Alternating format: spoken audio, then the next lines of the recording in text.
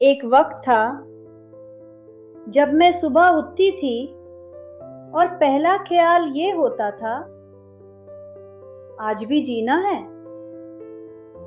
آپ سوچ رہے ہوں گے یہ کون سی بات ہے شروع کرنے کی، لیکن میں آپ کو وہی سناتی ہوں جو مجھے کوئی نہیں سناتا تھا، سچ۔ میرا نام ہے زبیدہ، 46 سال کی ایک عورت، ماں ہوں، بیٹی ہوں، بیوی ہوں اور بہت دیر بعد اپنی بھی ہوں۔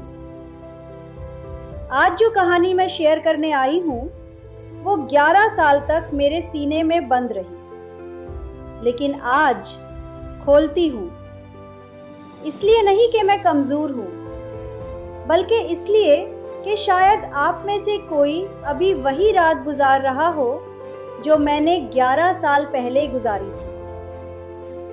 بات ہے 2009 کی۔ میں لاہور میں رہتی تھی، DHA کا ایک چھوٹا سا گھر۔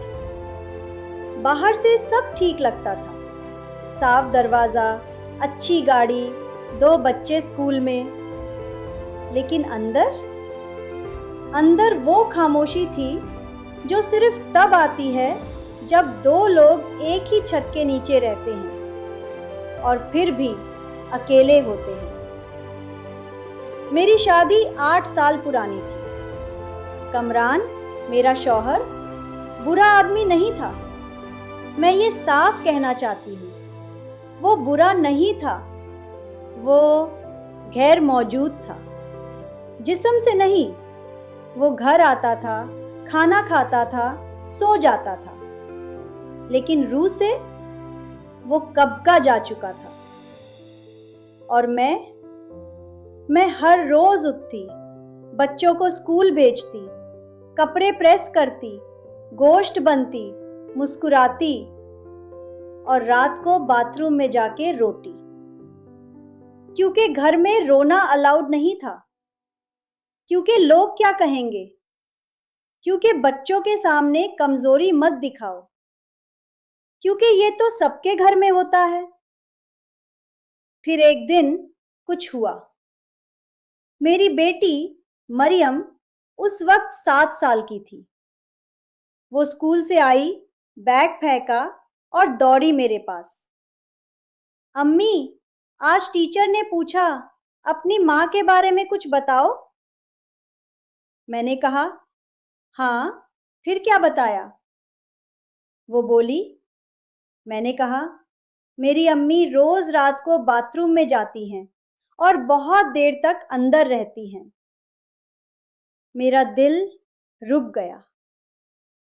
7 سال کی بچی نے وہ دیکھ لیا تھا جو میں سوچ رہی تھی کسی کو نظر نہیں آتا۔ اس رات میں نے پہلی بار خود سے پوچھا، زبیدہ، یہ زندگی ہے یا صرف گزارا؟ اور اس ایک سوال نے سب بدل دیا۔ میں نے اگلے دن پہلی بار اپنی ماں کو فون کیا، سچ بتانے کے لیے۔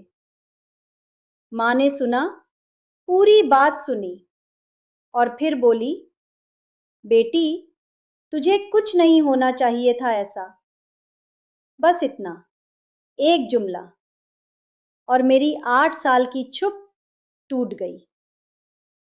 ہمیں لگتا ہے رونے سے کمزوری دکھتی ہے، لیکن میں آپ کو بتانا چاہتی ہوں وہ رونا میری زندگی کا سب سے طاقتور لمحہ تھا، کیونکہ اس رات کے بعد میں نے ڈیسائیڈ کیا، میں اپنی بیٹی کو وہ ماں نہیں دوں گی جو صرف باتھ روم میں روتی ہے۔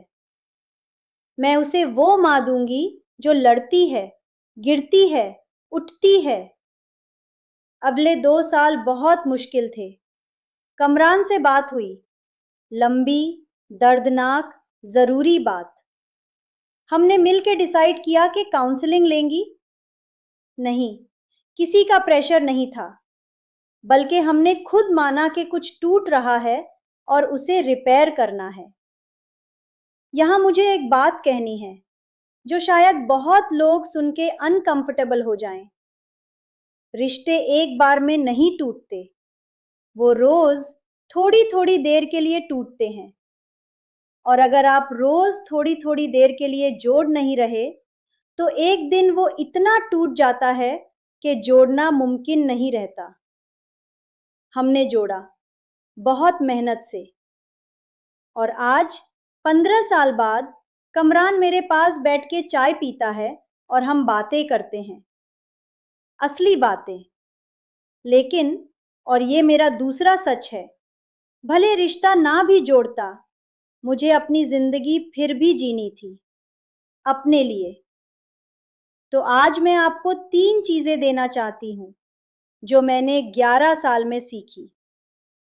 ध्यान से सुनिए। पहली बात, दर्द को नाम दो। जब तक आप नहीं कहते मैं ठीक नहीं हूं, कोई आपकी मदद नहीं कर सकता, आप खुद भी नहीं। हर रोज 1 मिनट के लिए खुद से पूछो, मैं कैसी हूं सच में? दूसरी बात, अपनी बेटी या अपने बेटे को स्ट्रांग नहीं, ऑनेस्ट दिखाओ। बच्चे हीरो नहीं चाहते, वो इंसान चाहते हैं। जब मरियम ने मुझे रोने दिया, वो मुझसे डारना बंद हो गई और बोलना शुरू हो गई। आज वो 22 साल की है और मुझे सब कुछ बताती है, सब कुछ। तीसरी बात, और ये सबसे अहम है, अपना एक सपना रखो, सिर्फ अपना, ना शौहर का, ना बच्चों का, ना घर का, सिर्फ अपना। मैंने 40 साल में लिखना शुरू किया, छोटे छोटे नोट्स, डायरी, और आज वो डायरी एक किताब बन रही है। कभी नहीं सोचा था, लेकिन हुआ। आप में से कई लोग अभी शायद वही जगह हैं जहां मैं 2009 में थी। सुबह उठना मुश्किल लगता है, मुस्कुराना परफॉर्मेंस लगती है, और रात को आंख बंद करने से पहले एक दर्द होता है जो नाम नहीं जानता। मैं आपको फिक्स करने नहीं आई, और मैं आपको प्रॉमिस नहीं कर सकती कि सब ठीक हो जाएगा। लेकिन मैं ये जरूर कहना चाहती हूं, आप अकेली नहीं हैं, और आपका दर्द वो कमजोरी नहीं, वो प्रूफ है कि आप अभी भी जिंदा हैं, अभी भी फील कर रही हैं, अभी भी कुछ चाहती हैं। और जब तक कुछ कहना बाकी है, जिंदगी बाकी है। अम्मी जान कहती हैं, टूटना वो नहीं जो तुम्हें खत्म करे, टूटना वो है जो तुम्हें सच में शुरू करे। अगली बार मिलेंगे, तब तक अपना ख्याल रखें, और किसी एक को, सिर्फ एक को आज सच बताएं।